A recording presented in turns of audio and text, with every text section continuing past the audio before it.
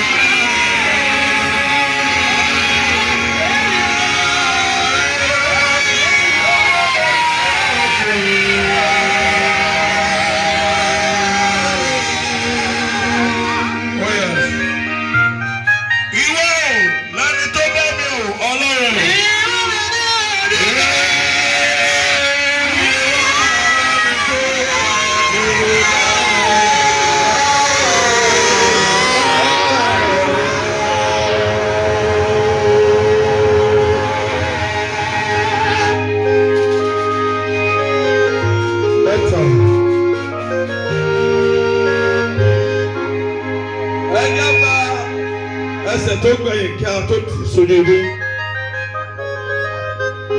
Ìwọ ló fún Dáfídì lórí fún mi lórí Ọlọ́run. Ìwọ ló fún Dáfídì.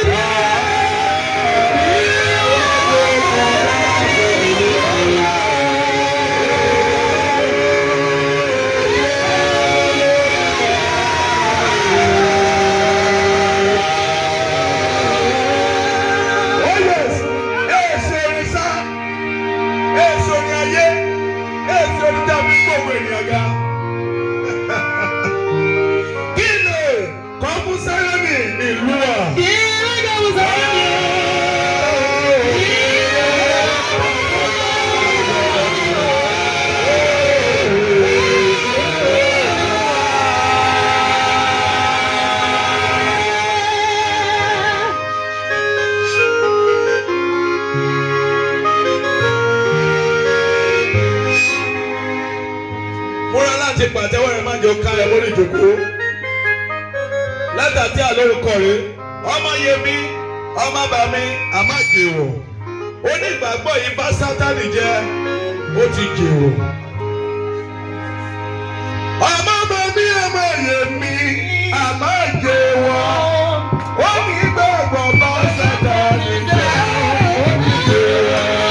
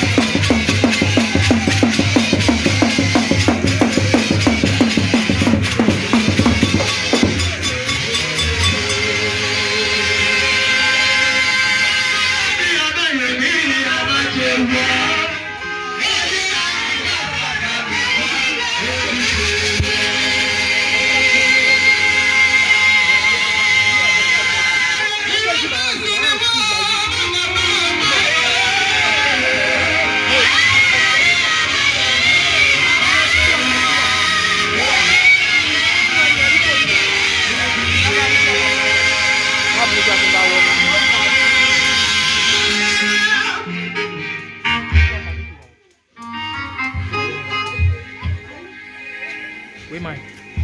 And it's not the make it few can make a water. What about that? Amen. Ọlọ́run èyí sàlẹ̀ náà sọ̀kalẹ̀ sáàrin wa. Amen. Èyí tó pẹ́ ṣe àjẹmí ní sọ̀kalẹ̀ sáàrin wa. Amen. Aṣáájú ìjọ mi jẹ́ náà kò lè jọ. Apàkóso ló kọ́. Amen. Ara má tó lọ àpéjọ yìí. Amen. Jẹ́kẹ̀ ló máa pàkóso. Amen.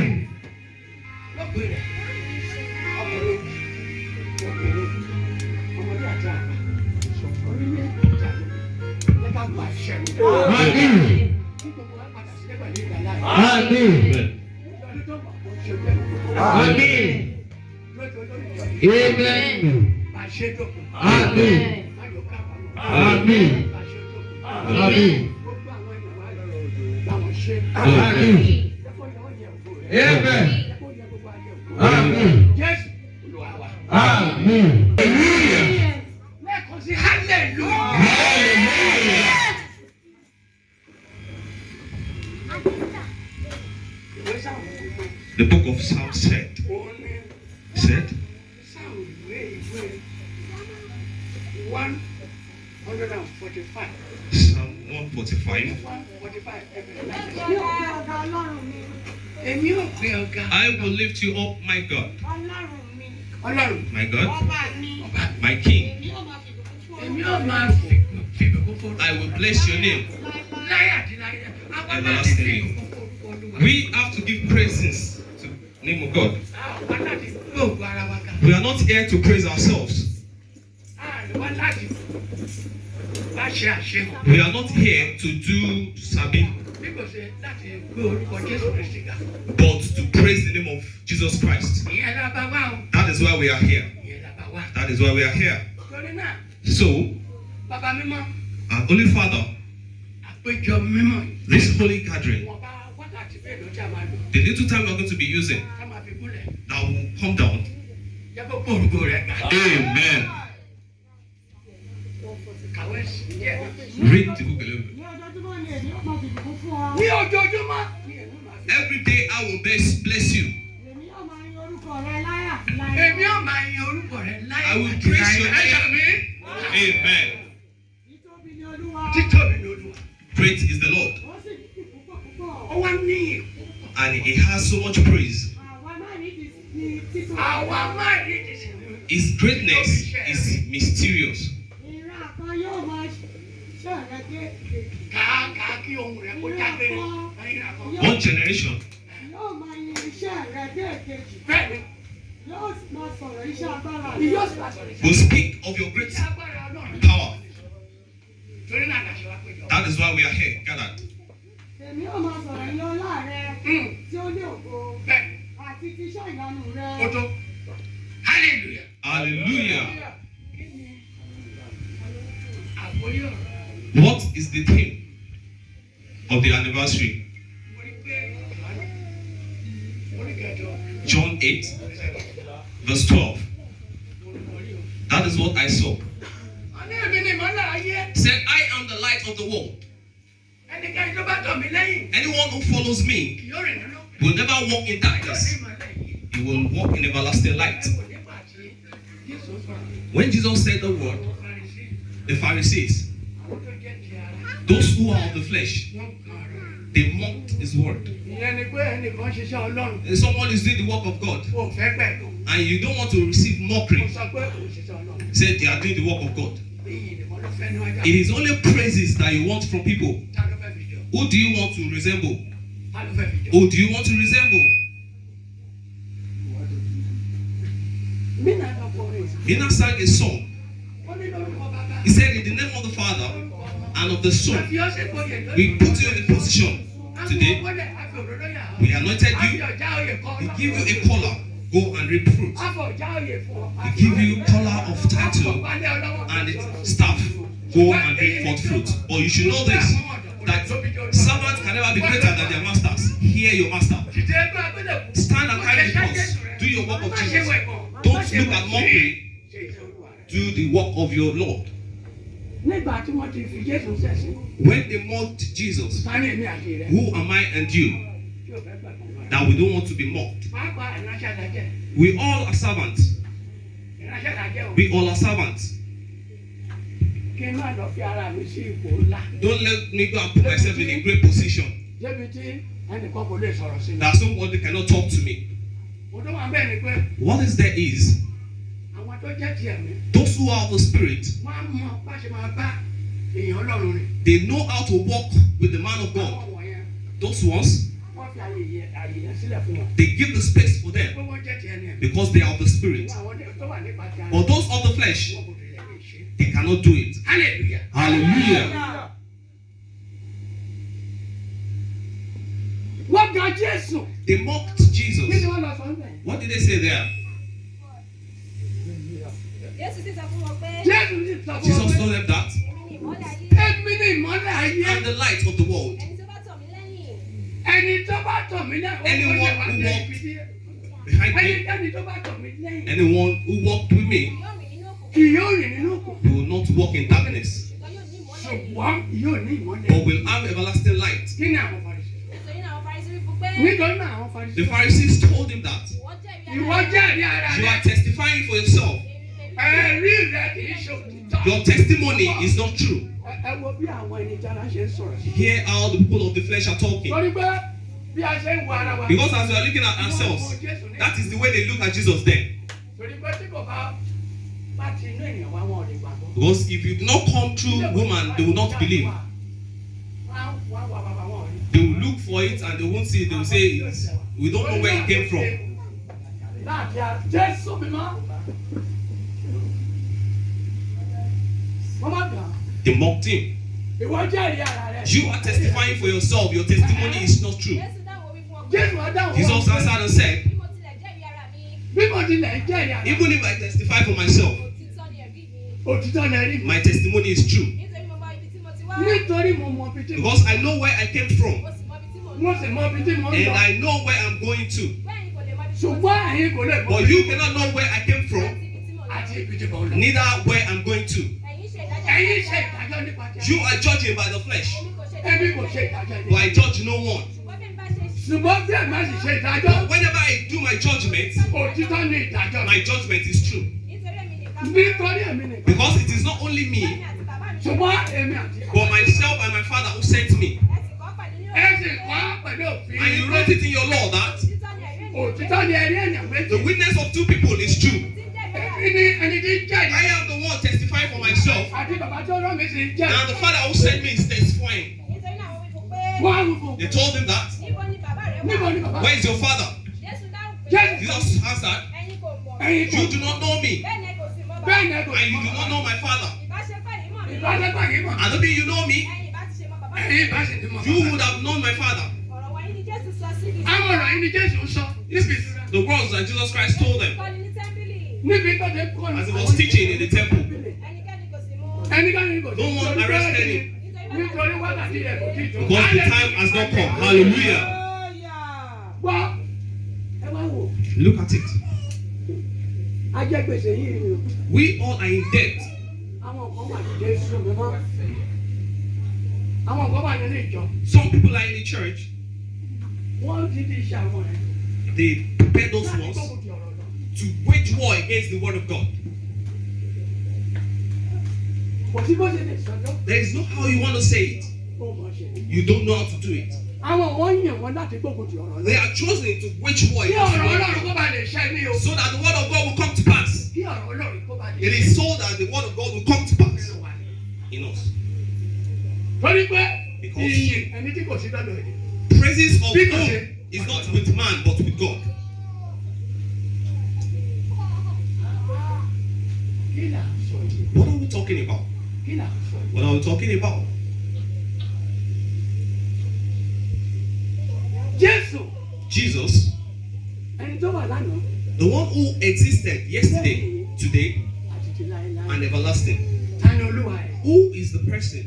Ẹni tí gbogbo agbára ayé àti ọ̀run The bẹ one who ní. has all the power of heaven and Ẹni tí earth. gbogbo agbára ọ̀run àti ayé The one who bẹ has ní ìbáwọ̀. all the power of heaven and earth. Who is that person? Àmì láàárín.